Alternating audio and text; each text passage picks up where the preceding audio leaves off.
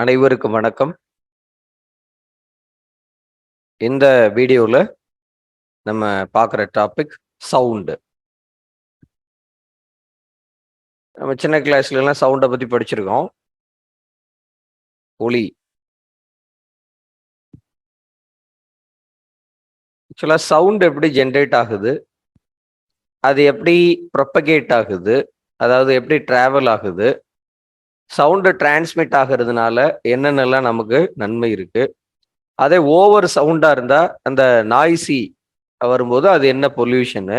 Noisy pollution அப்படிலாம் சிலது விஷயங்கள் இருக்கு. இப்போ ஒலி அப்படிங்கிறத பத்தி நம்ம பார்ப்போம். ஒலிங்கிறது எப்படி ஜென்ரேட் ஆகுது அப்படின்னு. ஒரு ஆப்ஜெக்டோட இல்லது ஒரு ஒரு ஒரு பார்ட்டிக்கிள், ஒரு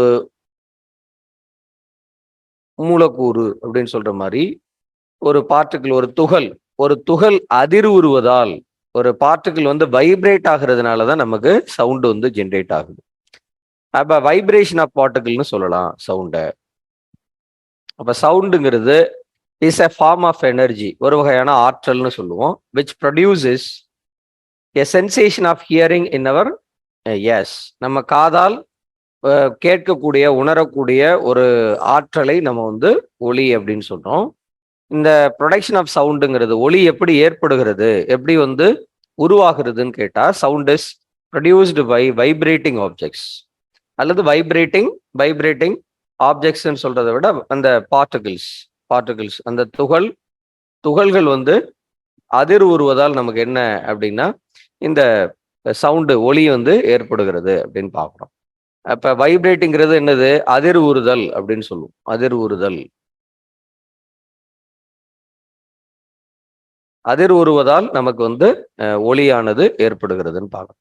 ப்ரொபகேஷன் ஆஃப் சவுண்ட் அப்படிங்கிறது எப்படி வந்து ப்ரொபகேட்னா என்ன அப்படின்னா பரவுறுதல். எப்படி பரவுதல், ஒளி பரவுதல் அப்படின்னு சொல்லுவோம். ஒளி எப்படி பரவும் அப்படின்னு பார்த்தீங்கன்னா, the matter or substance through which sound is transmitted is called mediumனு சொல்லுவோம். இப்ப ஒரு துகள் வந்து அதிர்வுறுவதால் சவுண்ட் ஜென்ரேட் ஆகுதுன்னு சொல்றோம் இல்லையா? இந்த துகளானது அதுக்கு பக்கத்துல இருக்கிற இன்னொரு துகளை போய் அதிர்வடைய செய்யும் போது, இந்த துகள் மீது படும்போது இதுவும் சேர்ந்து வைப்ரேட் ஆகும். அடுத்து அது பக்கத்துல இருக்கிற இன்னொரு துகளை வைப்ரேட் அடைய செய்யுது. இப்படி ஒவ்வொரு துகளும் டச் ஆகிற துகள் அது போய் இன்னொன்னு வந்து தொடும்போது அந்த துகளும் அதிர்வடைவதால் என்ன ஆகுதுன்னா இப்படி நமக்கு ஒலியானது ப்ரொபகேட் ஆகுது. இப்படிதான் வந்து ஒலி பரவுதல் அப்படின்னு பாக்குறோம். அப்ப இந்த மாதிரி ஒலி பரவுவதற்கு பயன்படக்கூடிய இந்த சப்ஸ்டான்ஸ், அதாவது ஒரு பருப்பொருளோ ஒரு மூலக்கூறோ இல்ல ஒரு துகளோ, அதை நம்ம என்னன்னு சொல்லுவோம் அப்படின்னா மீடியம் அப்படின்னு சொல்லுவோம். மீடியம்னா நம்ம ஊடகம் அப்படின்னு சொல்றோம். அப்ப ஒலி பரவ ஊடகம் தேவை. ஒலினா சவுண்டு பரவ, ஒலி பரவ ஊடகம் தேவை. ஊடகம்ங்கிறது நெசசிட்டி, அதான் மீடியம் தேவை அப்படின்றது முக்கியம். ஊடகம் தேவை. இதை லைட்டுக்கு தேவையில்லை. லைட் இந்த ஒளி இருக்கு இல்லையா, லைட் அப்படின்னு சொல்லுவோம்ல, இதுக்கு தேவையில்லை அப்படின்னு சொல்லுவோம். ஊடகம் தேவையில்லை.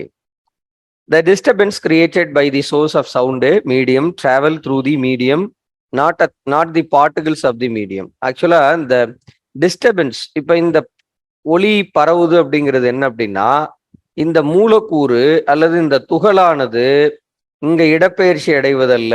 இது இங்க இருந்து இங்க இடப்பெயர்ச்சி. அப்ப இந்த துகள் இங்க அதிர்வடைவதால் இது கடைசியா எங்க போய் ப்ரொபகேட் ஆகி அந்த சவுண்ட் எங்க ரீச் ஆகுதோ அது வரைக்கும் இதே துகள் டிராவல் ஆகுறது இல்லை. இது return back to the original பொசிஷனுக்கு வந்துடும். இது இன்னொரு துகள் அதிர்வடை செஞ்சுட்டு return back to the original position. அதே மாதிரி இந்த துகள் இன்னொரு துகள் அதிர்வடை செய்து ரிட்டர்ன் பேக் டு தி இந்த ஒரிஜினல் பொசிஷன் அப்படின்னு சொல்லுவோம். அப்ப இது மாதிரி ஒன்றை ஒன்று டிஸ்டர்ப் பண்ணி அதை சவுண்டை வந்து ப்ரொபகேட் பண்ணுது. அதுதான் ப்ரொபகேஷன் ஆஃப் சவுண்டுன்னு சொல்றோம். இப்ப சவுண்ட் வேவ்ஸ், ஒலி அலைகள் அப்படின்னு எடுத்துக்கிட்டா are characterized by the motion of பார்ட்டிகிள்னு சொல்லலாம். அப்ப ஒலி அலை அப்படிங்கிறது ஒரு துகள்களின் இயக்கம்னு சொல்லலாம். என்ன சொல்லலாம் அப்படின்னா துகள்களின் இயக்கம். ஏன்னா துகள்கள் தானே சவுண்டை கடத்துதுன்னு சொல்றோம். அப்ப துகள்கள் வைப்ரேட் ஆகுறதுனாலதான் சவுண்டு ஜென்ரேட் ஆகுதுன்னு சொல்றோம். அப்ப அது வந்து துகள்களின் இயக்கம் அப்படின்னு சொல்றோம். எதுல அப்படின்னா ஊடகத்தில் துகள்களின் இயக்கம் தான் நம்ம வந்து என்னன்னு சொல்றோம்னா ஒலி அலைகள் அப்படின்னு சொல்றோம், sound waves.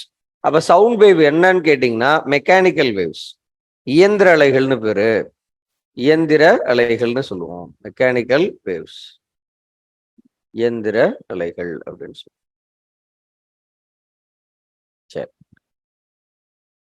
Air is the most common medium through which sound travels. ஆக்சுவலா இப்ப இது மாதிரி ஊடகம்னு சொல்றீங்களே சார், அப்ப ஊடகம்னா என்னென்ன மாதிரி ஊடகங்கள் தேவை அப்படின்னா, காமனா நம்ம சவுண்டு பரவுறதற்கு பை த நேச்சர் நமக்கு வாயு தான் பயன்படுது, காற்று தான் நமக்கு ஊடகமாக பயன்படுகிறது. ஏன்னா காற்றுல சின்ன சின்ன துகள்கள் இருக்கு இல்லையா, அந்த துகள்கள் தான் அதிர்வடைந்து இந்த ஒளியை கடத்துகின்றன அப்படின்னு பார்க்கணும். when a vibrating objects moves forward, அப்ப முன்னோக்கி ஒரு அதிர்வடையக்கூடிய துகள் முன்னோக்கி நகரும் போது pushes and compresses the air in front of creating region high pressure. இப்ப வைப்ரேட் ஆகும்போது ஒரு வகையான நெருக்கத்தையும் ஒரு வகையான விளக்கத்தையும் ஏற்படுத்தலாம். இந்த ரீஜியன் இப்ப நெருக்கம் ஏற்படுது பார்த்தீங்களா, இப்ப துகள்கள் இப்படி இருக்குல்ல, இப்ப இதுல வைப்ரேட் ஆகும்போது இந்த துகள்களுக்குள்ள ஒரு நெருக்கம் இருக்கும், ஒரு ப்ரெஷர் கிரியேட் ஆகும். இந்த ப்ரெஷர் தான் என்ன சொல்றோம்னா கம்ப்ரெஷன் சொல்றோம். அந்த கம்ப்ரெஷன் தான் நம்ம நெருக்கம்னு சொல்றோம்.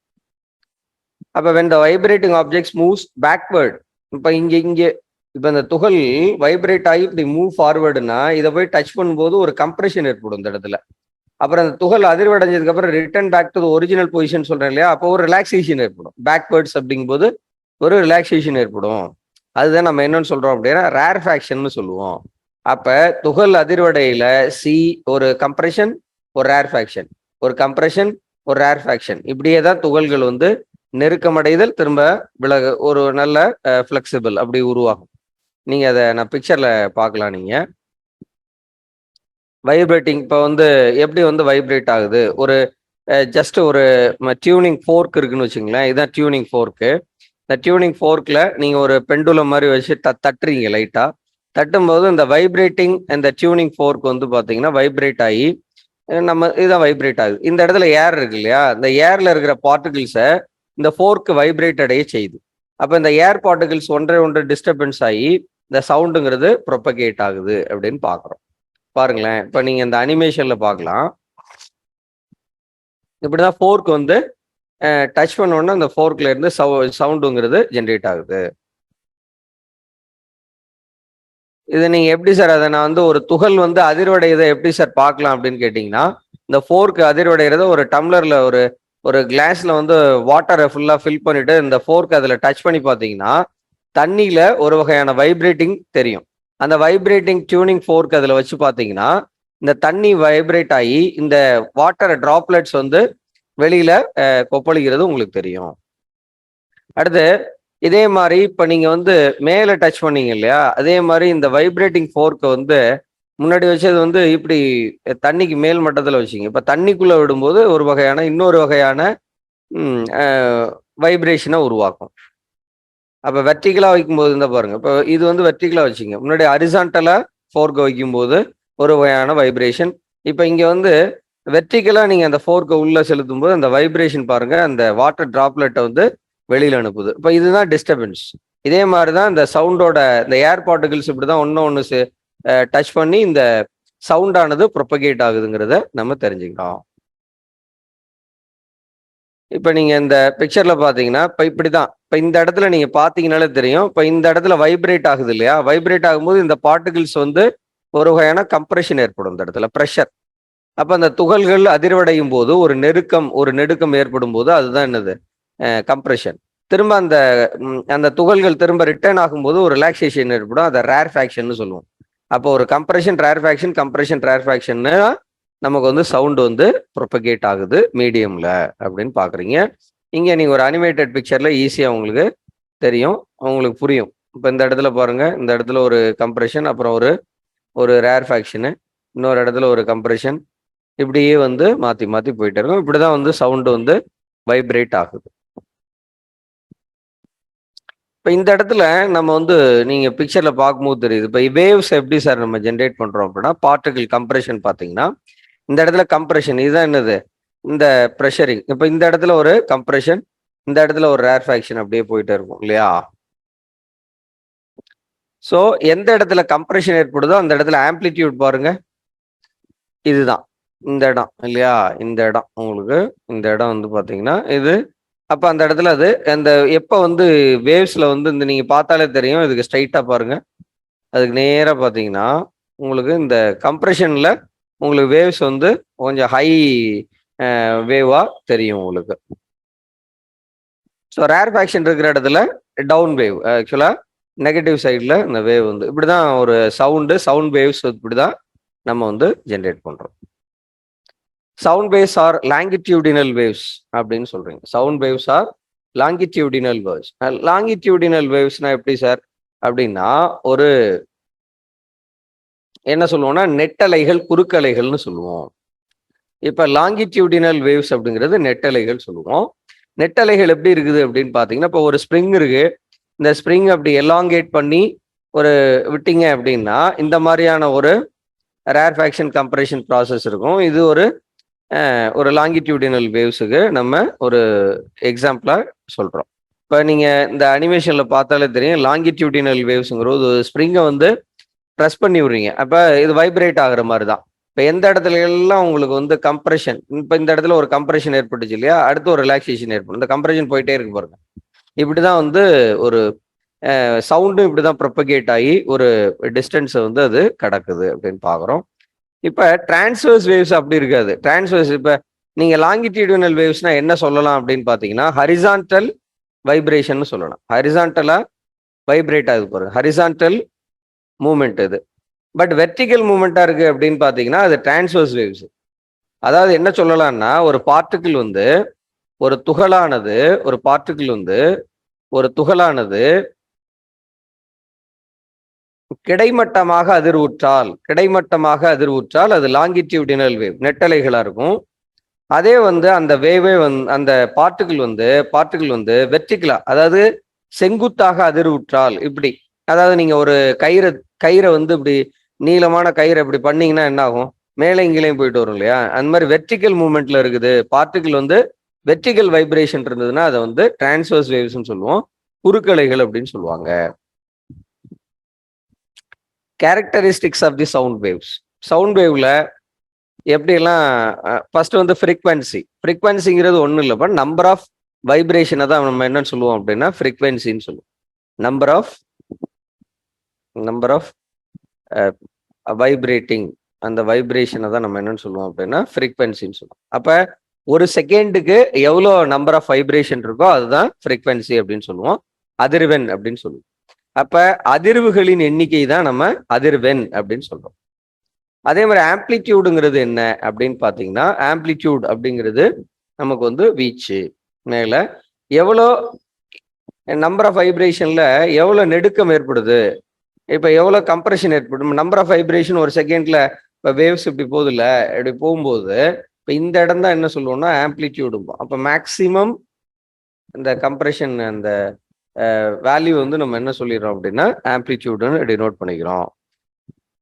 அடுத்து ஸ்பீடுங்கிறது எவ்வளவு வேகத்துல அந்த ஒளியானது பரவுது, அது depends on the medium also. ஸ்பீடுங்கிறது எதை டிபெண்ட் பண்ணியிருக்குன்னா மீடியம் டிபெண்ட் பண்ணி கூட இருக்கலாம். ஏன்னா இப்ப ஏர்ல ஒரு மாதிரியான ஸ்பீடு இருக்கலாம் சவுண்ட்ல, வாட்டர்ல ஒரு மாதிரியான சவுண்டோட ஸ்பீடு இருக்கலாம், வேற இப்போ ஒரு சாலிடு ஆப்ஜெக்ட்ல சவுண்டோட ஸ்பீடு வேற மாதிரி இருக்கலாம். அதனால அப்படி நம்ம இது பண்ணுவோம். இப்போ இந்த கேரக்டரிஸ்டிக்ஸ் எல்லாம் வச்சு இந்த டேர்ம்ஸ் எப்படி டிஃபைன் பண்ணுவோம் அப்படின்னு பார்த்தீங்கன்னா distance between two consecutive compressions or two consecutive ரேர்ஃபேக்ஷனை தான் நம்ம என்னன்னு சொல்றோம் அப்படின்னா வேவ் லென்த் அப்படின்னு சொல்லுவோம். இப்போ நம்ம என்ன ஏற்கனவே சொல்லிட்டோம் அப்படின்னா இப்படி வேவ்ஸ் இப்படி போகுது இல்லையா, இப்போ இந்த வேவ்ஸ்ல இதுதான் நம்ம கம்ப்ரெஷன் சொன்னோம். இப்போ அது கம்ப்ரெஷன் ஏற்படையில தான் இந்த மாதிரி இருக்கும். இது வந்து ரேர்ஃபேக்ஷன் இல்லையா. அடுத்து இது ஒரு கம்ப்ரெஷன். அப்ப ரெண்டு கம்ப்ரெஷனுக்கு இடையில இருக்கக்கூடிய இந்த இந்த லென்த் இந்த டிஸ்டன்ஸை தான் நம்ம வேவ் லென்த் லேம்டான்னு சொல்றோம். அல்லது இந்த ரேர்ஃபேக்ஷனுக்கும் இங்கே ஒரு ரேர்ஃபேக்ஷன் இருக்குன்னு வச்சுங்களேன். ஏன்னா இந்த டவுனா இருக்கிறதுங்கிறது ஒரு ரிலாக்ஸேஷன், இதுதான் ரேர்ஃபேக்ஷன் இல்லையா. அப்போ ரேர்ஃபேக்ஷனுக்கு இடையில இருக்கிற டிஸ்டன்ஸ் அல்லது கம்ப்ரெஷனுக்கு இடைப்பட்ட டிஸ்டன்ஸை நம்ம என்னன்னு சொல்றோம் அப்படின்னா திஸ் ஆர் தட், அவ்வளோதான். அதை ரேர்ஃபேக்ஷன் சொல்லுவோம். அதை வேவ் லென்த் அப்படின்னா அலைநீளம்னு சொல்லுவோம். அலைநீளங்கிறது டிஸ்டன்ஸ் தான், வேற ஒன்றும் இல்லை. அது நம்ம மீட்டர்ல தான் டினோட் பண்றோம். அப்போ லேம்டாங்கிறதுல லேம்டாங்கிறது it's a Greek word actually. அது ரெப்ரசன்டேட் தி வேவ் லெங்த் அப்படின்னு பார்க்குறோம். அதோட எஸ்ஐ யூனிட் வந்து மீட்டர். அப்ப through medium density of the medium பொறுத்து டிஃபர் ஆகும். ஆக்சுவலா சவுண்ட் ப்ரொபகேட் ஆகும்போது மேக்சிமம் ஆர் மினிமம் வேல்யூ அப்படின்னு எடுத்துக்கிட்டீங்கன்னா அது வந்து டென்சிட்டி ஆஃப் த மீடியம், மீடியம்ல இருக்கக்கூடிய பார்ட்டிகளோட டென்சிட்டி, அதாவது ஒரு ஊடகத்தில் இருக்கக்கூடிய துகள்களினுடைய அடர்த்தியை பொறுத்து அந்த சவுண்டு பரவுதல் அப்படிங்கிறது அதை டிபெண்ட் பண்ணியிருக்கும். Change in density from the maximum value to the minimum value, again the maximum value makes one complete of oscillation அப்படின்னு சொல்லுவோம். இப்போ இங்க வைப்ரேட் ஸ்டார்ட் ஆகுதுன்னு வச்சுங்களேன், இதுல வைப்ரேட் ஆகி இப்படி போய் திரும்ப இப்படி வந்து இப்படி போய் இந்த இந்த ஒரிஜினல் பொசிஷன் வருது பார்த்தீங்களா, ஒரு சைன் வேவ் ஃபார்ம்ல இப்படி வருது பார்த்தீங்களா, இதான் ஒன் சைக்கிளிக்னு சொல்லுவோம். இதுதான் ஒன் சைக்கிளிக், இதுதான் ஆசிலேஷன் அப்படின்னு சொல்றோம். அப்போ மேக்ஸிமம் வேல்யூ அப்புறம் ஒரு மினிமம் வேல்யூ அட்டைன் பண்ணிட்டு வருது பார்த்தீங்களா, அதான் ஒன் சைக்கிள் அப்படின்னு சொல்லுவோம். இது ஆசிலேஷன், அலைவுறுதல் அப்படின்னு சொல்லுவோம். அப்ப நம்பர் ஆஃப் சச் ஆசிலேஷன், இது மாதிரி எத்தனை நம்பர் ஆஃப், இது ஒரு ஒரு ஆசிலேஷன், இதே மாதிரி எத்தனை நம்பர் ஆஃப் ஆசிலேஷன்ஸ் இருக்கு அப்படிங்கிறது தான் நம்ம ஒரு ஒரு செகண்ட்ல, அடுத்த செகண்ட்ல எப்படி செகண்ட்ஸ், ஏன்னா நம்ம டைமை செகண்ட்ஸ்ல தான் டினோட் பண்ணுவோம். அப்ப நேரத்தை பொறுத்து அதிர்வுகளின் எண்ணிக்கையை தான் நம்ம என்னன்னு சொல்லிட்டோம், அதிர்வெண் அப்படின்னு சொன்னோம். Which is represented by the letter nu. நூங்கிறது நம்ம அதுவுமே கிரீக் லெட்டர் தான், நூ. இப்படி இப்படி போடுவோம். ஆக்சுவலா இந்த நூங்கிறது ஆக்சுவலா ஃப்ரீக்வன்சியை நமக்கு டினோட் பண்ணுது. சில இடங்கள்ல எஃப்னு கூட டினோட் பண்ணுவாங்க ஃப்ரீக்வன்சியை. எஸ்ஐ யூனிட் ஹெட்ஸ், அது இது ஃப்ரீக்வன்சியோட எஸ்ஐ யூனிட்டுங்கிறது ஹெட்ஸ் அப்படின்னு சொல்லுவோம். The time taken by two consecutive compressions or rarefaction to cross a fixed point called time period of the wave அப்படின்னு சொல்றோம். which is represented by the symbol T. ஏற்கனவே நான் சொல்லியிருக்கேன் அந்த செகண்ட், அது எஸ்ஐ யூனிட்ல செகண்ட். அப்போ frequency and time period related as follows, இப்படிதான் நம்ம ஒரு ஃப்ரீக்வன்சியை சொல்றோம். அப்ப ஒரு செகண்ட்ல ஒரு நம்பர் ஆஃப் ஆசிலேஷன் அப்படிதானே எடுத்துக்கணும், அதுதான் ஃப்ரீக்வன்சி, தட் இஸ் நூ. அப்ப இந்த இடத்துல இந்த செகண்ட்ஸுங்கிறது நம்ம யூனிட் போட்டிருக்கோம், பட் இது வந்து டைம். அப்போ 1/t. Object at different sizes, conditions vibrate at different frequencies, produce sounds different pitch. இந்த இடத்துல magnitude of the maximum disturbances medium on either side mean value is called amplitude சொல்றோம். அது represented by capital letter A. Sound its unit density or pressure. Loudness softness எப்படி நம்ம denote பண்ண போறோம், மெயினா பாருங்க. ஒரு சவுண்டு வந்து லவுடா இருக்கிறதும் ஒரு சவுண்டு சாஃப்டா கேட்கறதுக்கு அப்படியே சாஃப்டா இருக்கு அப்படின்னு சொல்லுவோம்ல, ஒரு ஒலியானது கேட்பதற்கு ரொம்ப இதமாவோ இல்லை ரொம்ப இறைச்சலாவோ இருக்கிறதுக்கு காரணம் எதுன்னா ஆம்ப்ளிடியூடு தான். வெரி ரொம்ப ரொம்ப இம்பார்ட்டன்ட்டு. இதெல்லாம் இந்த ஸ்டேட்மெண்ட் டைப் ஆஃப் கொஷின்ஸ்ல வரும். ஸோ அப்போ ஆம்ப்ளிடியூடு தான் ரீசன். அப்போ ஆம்ப்ளிடியூடு தான் எதை லவுட்னஸ் சாஃப்ட்னஸை டிசைட் பண்ணுதுங்கிறத மைண்ட்ல வச்சுக்கோங்க. அதே மாதிரி சவுண்ட் ஆஃப் சிங்கிள் ஃப்ரீக்வன்சியை தான் நம்ம என்னன்னு சொல்றோம் அப்படின்னா டோன் அப்படின்னு சொல்றோம். இப்போ ஒரு ஒரு ஃப்ரீக்வன்சி சொல்றோம்ல, இப்படி ஒரு ஒரு ஆசிலேஷன், இதை தான் நம்ம ஒரு ஃப்ரீக்வன்சின்னு சொல்றோம்னா, இந்த மாதிரி சவுண்ட் ஆஃப் சிங்கிள் ஃப்ரீக்வன்சி, ஒரே மாதிரியான ஃப்ரீக்வன்சின்னு சொல்றது தான் சிங்கிள் ஃப்ரீக்வன்சி. அப்படி இருந்தால் அதை டோன் அப்படின்னு சொல்லுவோம். Sound which is produced due to mixture of several frequencies called நோட்னு சொல்லுவோம். அப்ப டோனோட காம்பினேஷன் தான் நோட் அப்படின்னு வச்சுக்கலாம் நீங்க. இது வந்து சேம் சிங்கிள் ஃப்ரீக்வன்சி. அடுத்து இன்னொரு இது வந்து டோன், வேற டோன் வைங்களேன், அப்ப வேற ஃப்ரீக்வன்சி. இப்படி இது வந்து டோன் 1, டோன் 2, இப்படி நிறைய டோன்ஸ் வேரி ஆகிட்டே போகுது. சில தடவை டோன் 1 வரலாம். அதனாலதான் நீங்க பாத்தீங்கன்னா மியூசிக் டைரக்டர்ஸ் போடையிலாம் இப்படி ஒரு சிம்பிள் இருக்கும், திடீர்னு இப்படி ஒரு சிம்பிள் போட்டிருப்பாங்க. இது வேற டோன் ஆக்சுவலா, இப்படி ஒரு வேற டோன். அதே மாதிரி இப்படி ஒரு வேற டோன். அப்ப இது வருதுன்னா இது ரெண்டு சேம் டோன். அப்ப இது மாதிரி இந்த மிக்சர் ஆஃப் டோன்ஸை தான் நம்ம என்னன்னு சொல்லுவோம்னா இதை வந்து நோட் அப்படின்னு சொல்லுவோம். நீங்க பார்த்தாலே தெரியும், இதான் வேவ் லெங்த். இது வந்து இந்த இடத்துல இது ஒரு கம்ப்ரெஷன், இது ஒரு கம்ப்ரெஷன், அதுக்கு இடையில வேவ் லெங்க்னு சொல்றோம். ஆம்ப்ளிடியூடுங்கிறது மேக்சிமம் ப்ரெஷர் எங்க அட்டைன் ஆகுதோ அதை நீங்க ஆம்ப்ளிடியூட்னு சொல்லுவீங்க. இதான் நீங்க பார்த்தாலே தெரியுதா, இதுதான் டென்சிட்டி ஆர் ப்ரெஷர் வச்சு நம்ம சொல்லும்போது இந்த இதுதான் கிரஸ்ட். இது ஒரு கம்ப்ரெஷன், இது ஒரு கம்ப்ரெஷனுக்கு இடையில லாம்டா டினோட் பண்ணியிருக்கீங்க. அதுதான் இந்த இடத்துல நம்ம சொல்லிக்க வேண்டியது. இது பிட்ச் பாருங்க, வேவ் டிஸ்டர்பன்ஸு. இது வந்து வேவ் டிஸ்டர்பன்ஸ் பார்த்தீங்கன்னா, இந்த இடத்துல இது வந்து லோ பிட்ச். இது வந்து சவுண்ட் வந்து லோ பிட்சா இருக்கு. இது ஹை பிட்ச் ஆக்சுவலி. ஹை பிட்ச்ங்கிறதுனால தான் இந்த வேவ் ரொம்ப டென்ஸ்டா இருக்கு பாருங்க. ஹை பிட்ச்ல இருந்தா டென்ஸ்டா இருக்கும். இங்க சாஃப்ட் சவுண்ட் எப்படி இருக்கும், லவுட் சவுண்ட் எப்படி இருக்கும். ஏன்னா இது வந்து சாஃப்ட்னஸோ இல்ல லவுடரோ வந்து டிசைட் ஆகுறது ஆம்ப்ளிடியூட். இதோட ஆம்ப்ளிடியூட் பாருங்க மினிமமா இருக்கு. அப்ப மினிமம் ஆம்ப்ளிடியூட்னு எடுத்துக்கிட்டா சாஃப்ட் சவுண்ட் இருக்கு. இத லவுடருக்கு பார்த்தீங்கன்னா ஹை ஆம்ப்ளிடியூட் இருக்கு இல்லையா? அப்ப ஹை ஆம்ப்ளிடியூட் இருக்கும்போது லவுடரா இருக்கு சவுண்டு. இந்த வீடியோவின் தொடர்ச்சியை வந்து பார்ட் 2ங்கிற நெக்ஸ்ட் வீடியோவில் நம்ம பார்க்கலாம். நன்றி.